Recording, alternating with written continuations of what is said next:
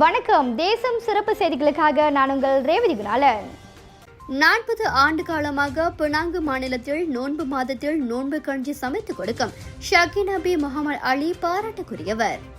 பசியின் வெப்பினியை மற்றவர்கள் அறிய வேண்டும் என்பதை உணர்த்தும் வகையில் புனித ரமலான் மாதத்தில் முஸ்லிம்கள் நோன்பு இருக்கிறார்கள்.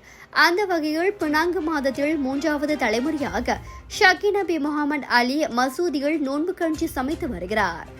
சலாம் சுஜாத்ரா. நான் ஷக்கீனா பி பின்தி முகமது அலி. எனக்கு 66 வயசு ஆகுது. நான் 16 வயசுலேருந்து நோன்பு கஞ்சி காய்ச்சினேன்.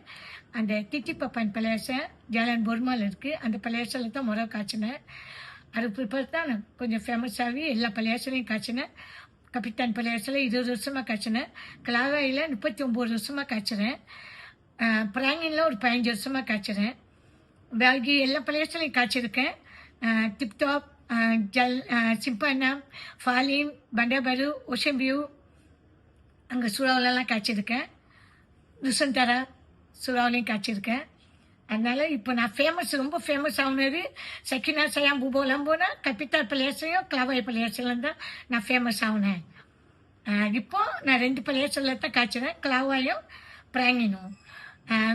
அந்த நோம்பு கஞ்சிக்குள்ள ஜாமை 33 ஜாமை நான் போடுறேன் நோம்பு கஞ்சியில்.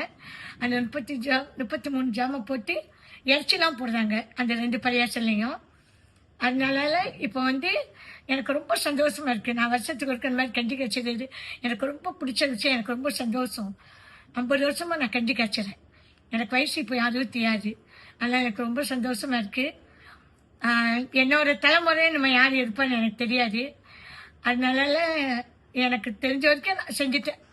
எனக்கு முழுமையாக உதவி பண்ணது முறை என் தம்பி முகமது ஷஹாபுதீன், 2வது முஸ்லிஃபாங்கிற என் தங்கச்சி சின்னம்மா மக, 3வது இப்போ 10 வருஷமாக என் கூட இருந்து எல்லாம் வேலை செய்கிறது முகமது அலி பின் இப்ராஹிம் ஷா. அந்த தம்பி தான் என்னை காலையிலே கூட்டிகிட்டு போவோம். காலையில் 7 மணிக்கெலாம் கூட்டிகிட்டு போயிட்டு எல்லா வேலையும் முடிச்சுட்டு என்னை விட்டுடுவாங்க என் வீட்டில் 11 மணிக்கெலாம். ரொம்ப நன்றி சொல்லிக்கிறேன் இந்த 3 பேருக்கும். எனக்கு ரொம்ப உதவி செஞ்சாங்க இந்த நோன்பு நேரத்தில். இந்த எங்கள் வீட்டுக்காரர் என்கிட்ட போய் 20 வருஷமாக இந்த 3 பேர் தான் எனக்கு உதவி. தே ஹலியான்னு ஒன்று செய்வேன். அது ரொம்ப ஃபேமஸ் கப்பித்தால் பழையாசல் தான். கப்பித்தால் பழையாசல் அந்த தே ஹலியா எடுக்காமல் போக மாட்டாங்க. ரொம்ப ஃபேமஸ் அது. இப்போ கிளாவாயிலையும் நான் 40 வருஷமாக அந்த தே ஹலியா போட்டுட்டு தான் வரேன். அவங்களுக்கு தே ஹலியானா ரொம்ப ஃபேமஸ். தே ஹலியா பூபோ லாம்போ சக்கினா சயாம் அப்படின்னு சொன்னால் எல்லாத்துக்கும் தெரியும். எல்லாத்துக்கும் என்னை பற்றி தெரியும். எனக்கு ரொம்ப நான் சந்தோஷப்படுறேன்.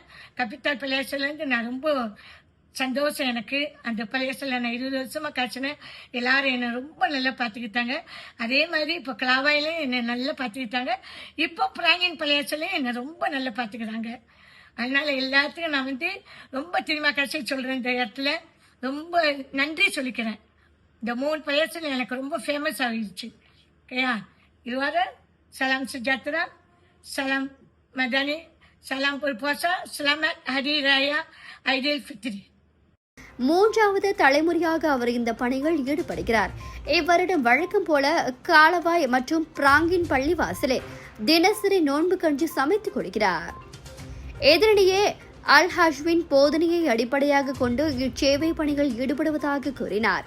தொடர்ந்து தம் மூச்சுள்ளவரை பள்ளிவாசல்களில் நோன்பு கஞ்சி சமைப்பதாகவும் அவர் மேலும் தெரிவித்தார். இத்துடன் இன்றைய செய்திகள் நிறைவடைகின்றன. மேலும் பல ஆன்மீக செய்திகளை தெரிந்து கொள்ள தேசம் டிவி மலேசியா யூடியூப், டிக்டாக் மற்றும் இதர சமூக வலைதளங்களை பின்தொடருங்கள்.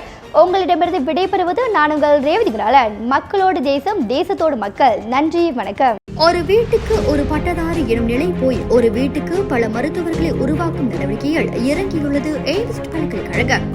இந்திய மாணவர்களின் எதிர்காலத்திற்கு அடித்தளம் அமைக்கும் எய்ம்ஸ் பல்கலைக்கழகம் MIED வழி மாணவர்களின் பொருளாதார பிரச்சனையை கல்வி உபகார சம்பளம், கல்வி கடனுதவி மூலம் தீர்த்து வைக்கிறது. எய்ம்ஸ் பல்கலைக்கழகம் தரத்தில் உயர்ந்தது, போதனைகள் சிறந்தது, மாணவர்களுக்கு நிலையானது. இன்றைய நாடுகள் எய்ம்ஸ் பல்கலைக்கழகம்.